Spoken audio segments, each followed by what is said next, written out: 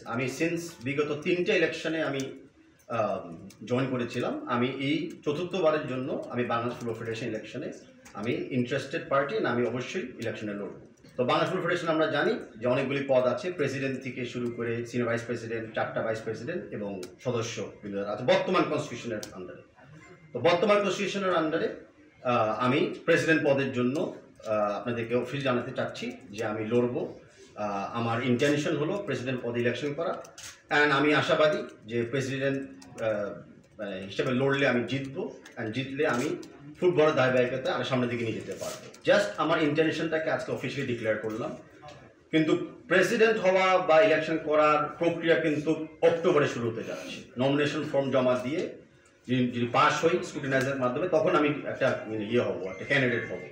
তো সেই সময় আমি ডিক্লেয়ার করব যে আমাদের ম্যানিফেস্টো কী হতে পারে বা ভবিষ্যতে পরিকল্পনা কী হতে পারে।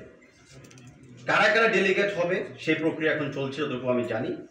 ডেলিগেট হওয়ার পরে প্রক্রিয়াটা হলো কারা কারা ইলেকশন করাতে ইন্টারেস্টেড। ইলেকশনে যখন আমরা বুঝবো কারা কারা ইন্টারেস্টেড, তখন হয়তো চিন্তা করা যাবে কি একটা প্যানেল হবে নাকি আংশিক প্যানেল হবে নাকি কোনো প্যানেলই হবে না।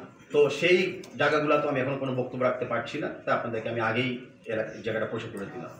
তো আমি এখন আপনাদের অফকোর্স প্রশ্ন নেওয়ার আগে আবারও আমি রিপিট করতে চাচ্ছি যে আমি আগামী বাংলাদেশ ফুটবল ফেডারেশনের 2024 ইলেকশনে প্রেসিডেন্ট পদের জন্য প্রস্তুত রয়েছি, ইলেকশন করার জন্য এবং ইলেকশনে অন্তর্ভুক্ত নিজেকে করার জন্য।